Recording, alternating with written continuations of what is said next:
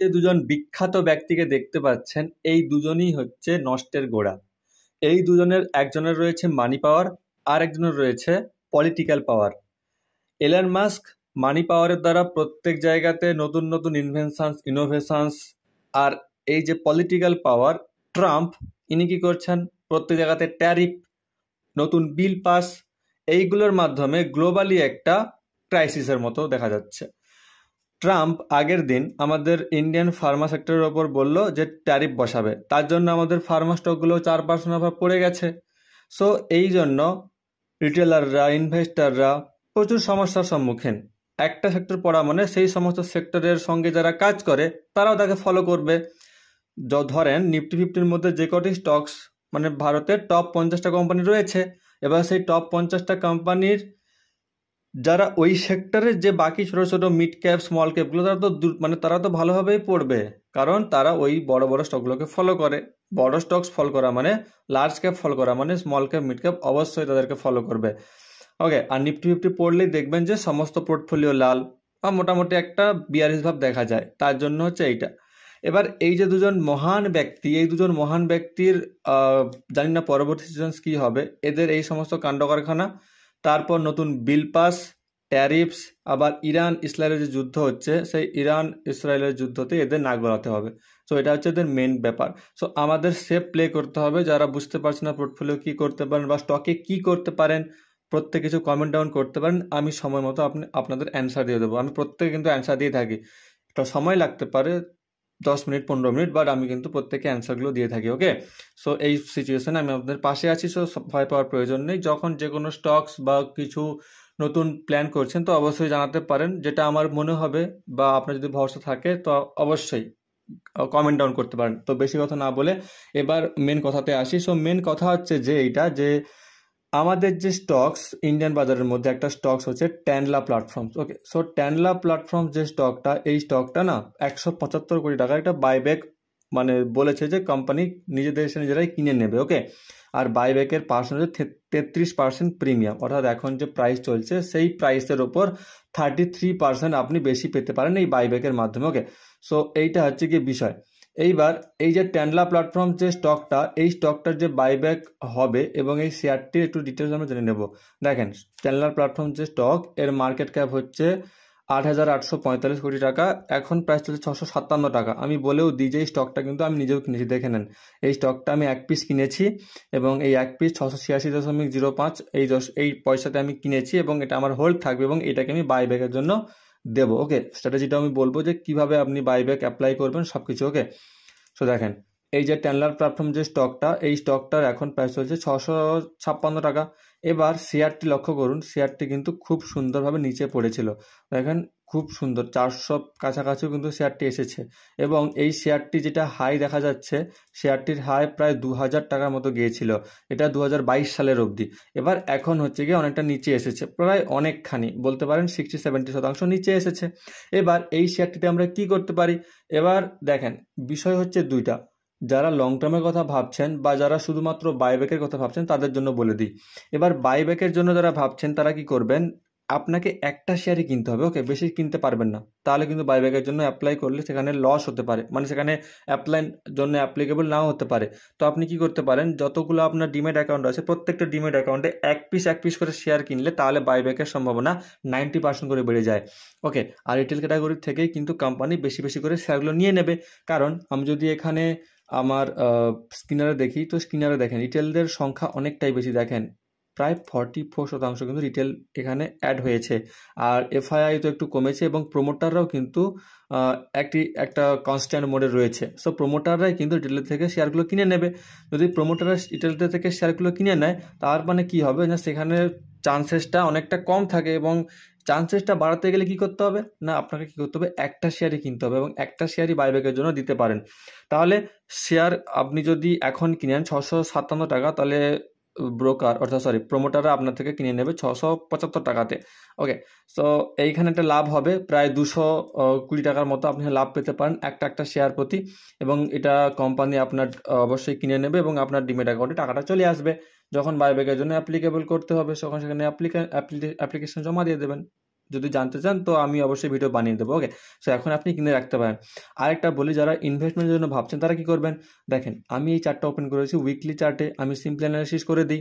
এবার আমি এখানে কি করব, সোজা একটা ট্রেন্ড লাইন করব, প্লট করব। ওকে, সো একটা ট্রেন্ড লাইন আমি প্লট করে ফেলেছি, একটু মেজারমেন্ট করে নিই। ওকে, ট্রেন্ড লাইন প্লট হয়ে গেছে। এইবার ট্রেন্ড লাইন যে প্লট হলো না, এবার দেখছেন আমার এখানে লো দেখা যাচ্ছে 404 এবং এখন চলছে 656 মতো। আমি এবার কি করব, রিট্রেসমেন্টের ওয়েট করব।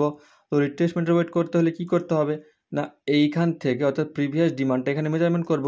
এখানে আসছে আমার কাইন্ড অফ 300 মতো। ওকে, আমি এখানে এইটুক থেকে এইটুক আমি 300 এই লেভেল পর্যন্ত আসছে। এবার শেয়ার যদি এত দূরিয়ে আসে তাহলে তো শেয়ার উপরে যাওয়ার সম্ভাবনা নেই, আর বাইব্যাক আছে মানে অবশ্যই শেয়ার অবশ্যই উপর তেজি থাকবে। আপনি যদি ফ্রেশ এন্ট্রি নিতে চান, যারা ইনভেস্টমেন্টের জন্য বলছি, এটা কিন্তু বাইব্যাকের জন্য নয়। সো আমি কি করব, 50% অর্থাৎ 150-র কাছাকাছি, তাহলে আপনাকে একটু ওয়েট করতে হবে। 557 অর্থাৎ 564 থেকে 557 এই লেভেলের কাছাকাছি, বা একটু নিচেও যদি আমি ধরি 540 থেকে 557 এই লেভেলের কাছাকাছি আপনি আসলে কিনতে পারেন। এবং আমাদের টার্গেট থাকবে কোথাও, মানে লং টার্ম যে টার্গেট সেটা আমি কি করতে পারি। এইবার দেখেন, এটাকে আমরা বলছি যে কার্ভ লাইন। সো এই কার্ভ লাইনে যখন এরকম মানে এরকম যখন কন্ডিশন হয়, তখন বেশিরভাগ শেয়ার কি করেন জানেন তো, তখন প্রিভিয়াস যে ডিমান্ডটা থাকে না, এই প্রিভিয়াস ডিমান্ডটাই কিন্তু এখানে পেস্ট হয়ে যায়। সো আমি এখান থেকে প্রিভিয়াস ডিমান্ডটা যদি পেস্ট করি, প্রায় আমার টার্গেট আসছে 1259, আর এই যে 875-এর টার্গেট মানে লেভেলটা, এটাও কিন্তু 50%-এর মতো হয়ে যাচ্ছে। সো ওভারঅল দেখতে গেলে আপনি যদি বেশি পয়সা থাকে তো এখানে লং টার্মের জন্য নিবেশও করতে পারেন, তার লেভেলটাও বলে দিলাম। আর বাইব্যাকের জন্য যদি অ্যাপ্লাই করতে চান তো আপনি একটা শেয়ার করে প্রত্যেক ডিমেটে একটা করে কিনতে পারেন। যদি 3টে ডিমেট থাকে তো 600 টাকা এখন লাভ হতে পারে। সো এটা হচ্ছে ট্যানলার জন্য। আর বাকি যে দুটি শেয়ার, একটা হচ্ছে আপনার RECL আর একটা হচ্ছে রিলায়েন্স পাওয়ার। সো RECL এর জন্য আমি বলে দেবো। ওকে, আর রিলায়েন্স পাওয়ারের জন্য আমি বলে দেবো। দেখেন, আমি আপনাদের শেখাতে চাচ্ছি, তো প্রপার ভাবে যদি দেখেন তো শিখতে পারবেন কিছু। ওকে, আচ্ছা, প্রথম যাই RECL এর ক্ষেত্রে। সো RECL এর ক্ষেত্রেও একটা লক্ষ্য করার বিষয় কি, দেখেন RECL কি করছে, একটা কাইন্ড অফ ত্রিভুজের মতো তৈরি করছে না, একটা ত্রিভুজের মতো তৈরি করছে। এবার ত্রিভুজের মতো যখন তৈরি করছে, আর প্রত্যেক টপের কাছে দেখেন বিয়ারিশ অ্যাঙ্গেল ফিং বা হ্যাঙ্গিং ম্যান, তো এই প্যাটার্নগুলো দেখতে পাচ্ছি। এইবার বাজার কত অবধি নিচে আসতে পারে, তখন আমি কি করব, প্রিভিয়াস যে সাপ্লাইটা সেটা মেজারমেন্ট করব। প্রিভিয়াস সাপ্লাই 171 পর্যন্ত দেখা যাচ্ছে। সো প্রিভিয়াস সাপ্লাই আমি এখান থেকে সিম্পলি পেস্ট করব। ওকে, এই লেভেলটা বাড়িয়ে আসছে 250। এবার বাজার যদি এইখান পর্যন্ত, এটা হচ্ছে আমাদের ফুল সাপ্লাই, এটা হচ্ছে এইখান থেকে, মানে এইখান থেকে ডিমান্ড অবভিয়াসলি আসবে।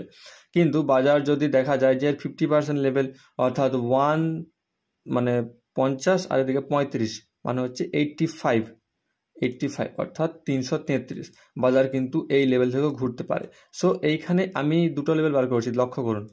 প্রথম যে লেভেলটা 250, এটা হচ্ছে আমাদের ফুল সাপ্লাই, আর 334 এটা হচ্ছে আমাদের হাফ সাপ্লাই।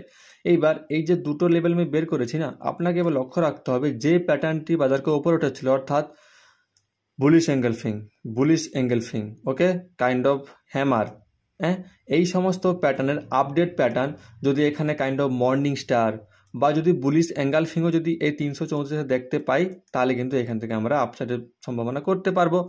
আর যদি এইখানে ডাইরেক্ট ব্রেক ডাউন হয়ে যায়, তাহলে আমাদের ওয়েট করতে হবে 250 পর্যন্ত, এবং এই লেভেলে গিয়েই কিন্তু আমরা পারফেক্ট রিভার্সাল দেখতে পাবো। সো দুটো লেভেল থেকেই কিন্তু পসিবল রিভার্সাল। সো এই যে দুটো লেভেল আমি বললাম, এই দুটো লেভেলের কোন জায়গাটা, অর্থাৎ কোন লেভেলে গিয়ে বাজার কীরকম প্যাটার্ন তৈরি করছে, সেরকম আপনাদের ডিসিশন নিতে হবে। ওকে, সো এটা হলো এখন এখানে সেলিংয়ের সিচুয়েশন। সো এখানে কোনো বাইংয়ের সিচুয়েশন দিচ্ছি না, এখন লেভেলে আসুক তারপরে দেখা যাবে। ওকে, সো আমি অবশ্যই কনফার্ম করব। এরপর লাস্ট যে শেয়ারটি রিলায়েন্স পাওয়ার। এইবার এই রিলায়েন্স পাওয়ারটি আমি আগেও বলেছি। সো এই রিলায়েন্স পাওয়ার এই শেয়ারটি আমি যদি আমাদের দেখাই, যে এই যে 50 টাকা দূরে টেলিকম শেয়ার BSNL, এই মধ্যে আমি রিলায়েন্স পাওয়ারটা বলেছি, এবং এখানে সুজলানটাও বলেছি। এই যে এইখানে এই যে রিলায়েন্স পাওয়ার ও সুজলান এনার্জি, এই ভিডিওর মাধ্যমে বলেছি, এবং এই ভিডিওর মধ্যেও দুটো শেয়ার রাউট মোবাইল এবং হচ্ছে কি আপনার স্টেট টাইল, এই দুটো শেয়ার আমি এখানে বলেছি। দুটো শেয়ারে পারফরমেন্স করেছে এই ভিডিওর মধ্যে যে শেয়ারগুলি বলা হয়েছে। রিলায়েন্স পাওয়ারটা আমি আরেকবার বলে দিচ্ছি। তো দেখেন, সিম্পল, রিলায়েন্স পাওয়ারের মান্থলি চার্টটা ওপেন করবেন, কারণ চার্টটা দেখেন 0.1 টাকা 30 পয়সা এরকম চার্টটা চলে গিয়েছিল না, তো তার জন্য আমাদের প্রিভিয়াস যে ডিমান্ড সেটাকে আমাদের মেজারমেন্ট করতে হবে। তাহলে কি করব, প্রিভিয়াস ডিমান্ড এইটুক থেকে এইটুক, অর্থাৎ 86 পয়েন্টের মতো এখানে দেখা যাচ্ছে। কেন আমি এটা নিলাম এই কারণেই, কারণ এইখানেও হচ্ছে যে স্পাইনিং টপ ক্রিয়েট করেছিল, আর দেখেন এই জায়গাটাতে যে বাজার উঠেছে এখানেও কিন্তু স্পাইনিং টপ বাজার ক্রিয়েট করেছে। আমি একটু জুম করে দেখিয়ে দিই, এই দেখেন স্পাইনিং টপ দেখা যাচ্ছে না।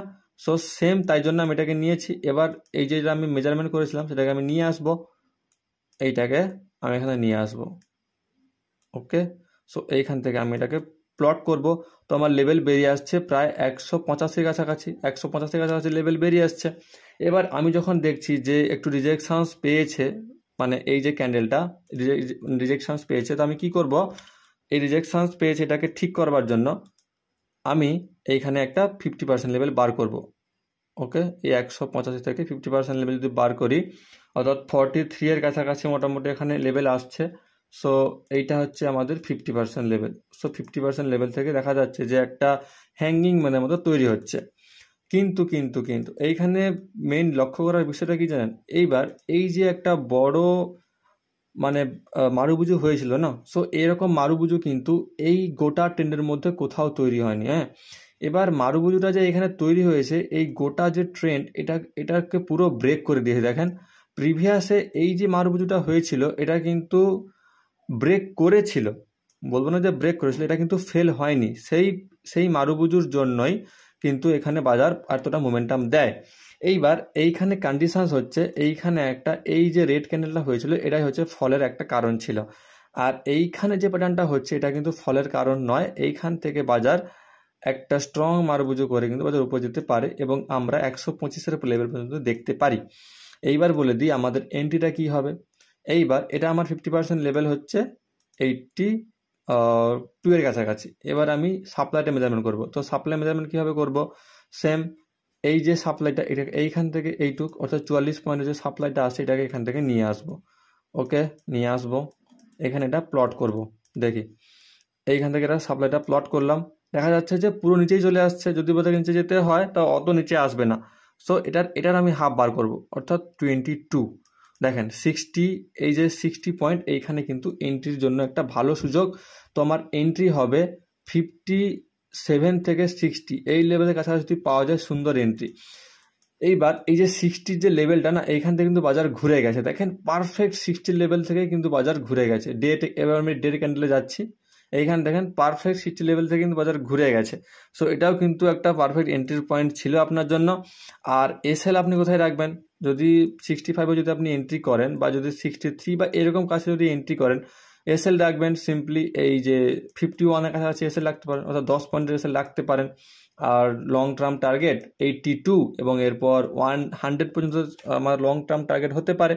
সো একটু কমপ্লেক্স আছে, বাট ভালো করে লেভেলগুলো শুনলেন না আপনি বুঝতে পারবেন আমি অ্যাকচুয়ালি কী বলতে চাচ্ছি। সবসময় স্মল টাইম ফ্রেমে গিয়ে এন্ট্রি নিতে হবে, আর লং টাইম ফ্রেমে অর্থাৎ বড় টাইম ফ্রেমে আমাদের অ্যানালাইসিস করতে হবে। ওকে, আর এসএল থাকবে 51, অর্থাৎ এর যে ডে হাই পর্যন্ত, এর ডের হাইটা আমাদের এসএল রাখতে পারি, 51-এ অ্যারাউন্ড এসএল রাখতে পারি।